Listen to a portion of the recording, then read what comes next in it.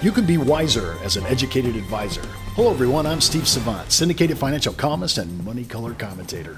On today's show, steps 1, 2, and 3, part 2 of our series on the 12-step process of building long-term relationships with Bob Lochard, Chief Marketing Officer for Gordon Marketing. So let's get down to business. Well, welcome to the second segment, Bob. Thank you, Steve.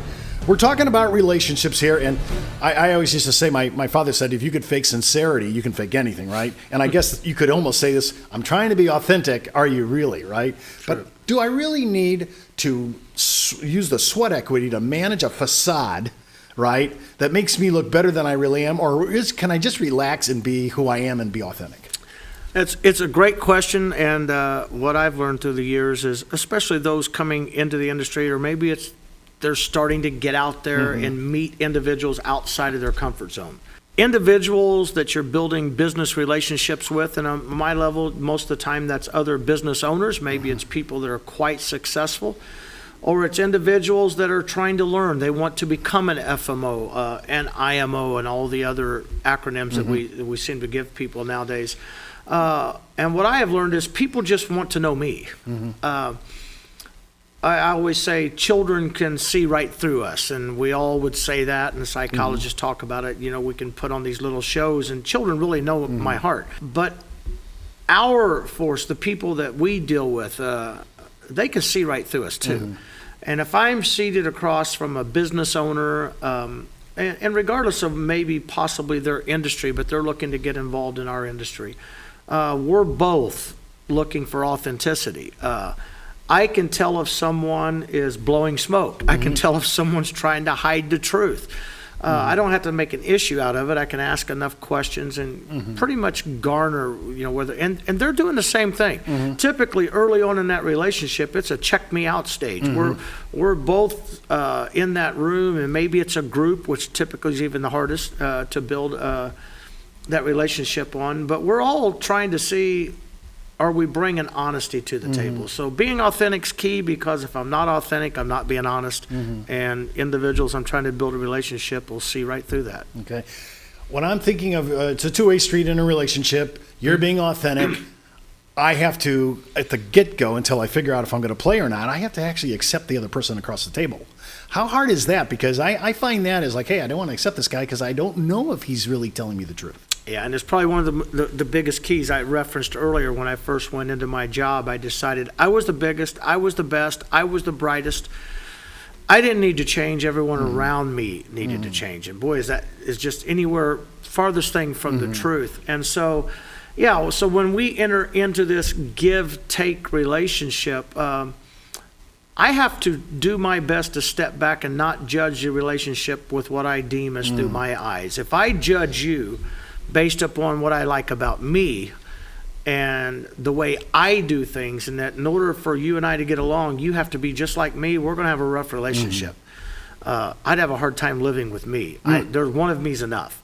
I want to know you. I want to look for something, some attribute, characteristic, personality in you that we can have that relationship. We can find something that interests us both. And you only get that through being authentic. If I'm just putting on a show, you're not really getting to know me. And sooner or later, by the way, I'll let my hair down, and that show I put on will come through. And then you'll find out that I was just a phony. You talk about things that are off the table, and discussions in business, politics, and religion have to be the biggest one. After the last election, Facebook has cleaned up a lot. I've killed everything on my feed that even relates to it because it really doesn't add a positive aspect. There's just too much opinionation, and I don't see how that can profit us in business. So I kind of stay away from it. I see that you did too. Yep. Now, when we're looking for alignment, and I think people do have shared goals, shared values, right? I've identified them. Are they similar? Are they common? Alignment. I know if my car's out of alignment, it's not going to run right. Talk a little bit about goals and shared values. It may be one of the most important, but actually all the steps are important. If you remove one step, you're going to break down in a relationship. But so to your point about social media, I've been guilty. We get caught up in the emotion. We get caught up in the time. A friend will share a comment, and maybe before you think about it, you like or you share. It's there forever. And even though I might have said something that was on the spur of the moment, I didn't really mean it. Maybe I didn't mean it the way it was said. It goes out through this world that we now live in, and who's on the other end reading that comment or that shared? So if I'm trying to build on those shared values, I just destroyed it. And so I decided some time back that all social media in my life is business media. I don't have a private media. I don't have a private life. My life is open, so I have to clean things up. Am I there? No. Do we make mistakes? We all make mistakes. So I look for shared values that we can share together that are along that side. I'm not looking for perfection. I've not met it yet. I'm looking for honesty. I'm looking for integrity. If we were to enter into a business relationship, one of my values is it's okay for you to fail. I don't want you to make a habit of it. Right. But we're going to fail. Then what are we going to do to pick one another up? So one of those values is that I have is that I give room for you to fail. You give room for me back to interact with you to try to better that relationship. People that appreciate in the economy of a relationship, people are going to have mistakes here. And I've already incorporated that in some of the people that I actually want to stay with. So if they make a mistake, I'm not perfect. I hope he gives me the same grace and he dishes it out just as much as I do. I'm talking about, I don't have to have the same points. I don't have to have the same thinking, but I have to have common ground issues that help me in my alignment. And if our goals are the same, I have to learn, hey, can I move off my position a little bit? You talk a little bit about in this section about a little bit of understanding how to compromise, and it's actually good for everybody, not just for the person you're trying to win over. Right. Again, I'd go back as we grow in life, we change, hopefully for the better.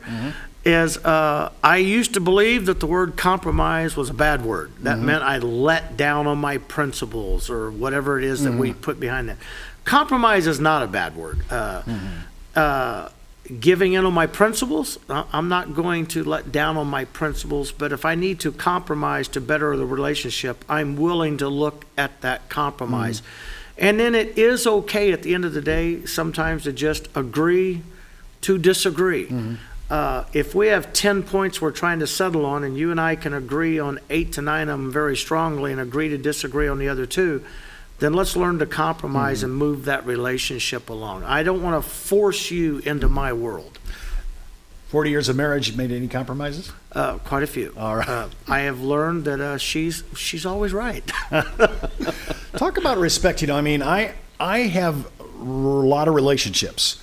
And some of them it's easy to respect. They're very good at what they do. They have skill sets, great knowledge, and very good, I would say, camaraderie in the way they share it.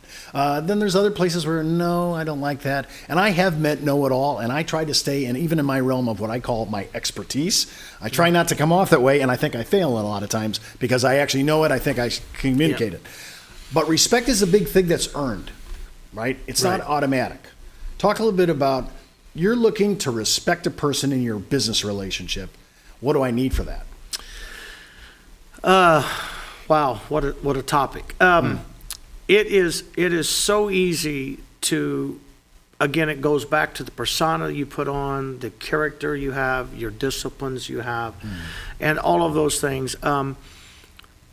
Taking that risk, so to speak, putting yourself out there, letting your hair down, so that you and I can have a true exchange of values, relationships. I work with a lot of different levels of employees in our company. Gordon Marketing, we're a large operation. We have individuals that come in with zero experience, right out of college, right out of high school sometimes. We have others that come in with 20, 30, 40 years experience. Everybody brings something new to the table. And weeding through that, they don't always need to or want to hear all of my experiences in life, but I probably need to hear theirs, and into building that relationship. I'm not know if that's where he is going, but I think it's a thing that we're always testing, figuring out. Is the young people, like I think the millennial generation is different than the Gen X and Y, than the baby boomers.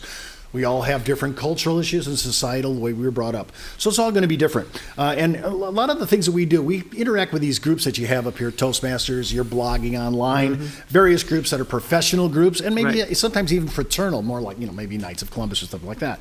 But we're trying to become selective because of our time, limited time, treasure, and just the money that we can pour into it.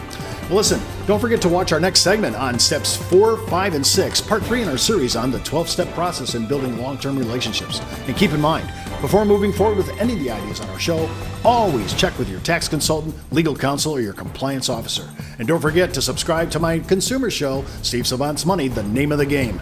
Daily content you can post on your website, social media accounts, and database distribution. I'm Steve Savant. Thanks for watching.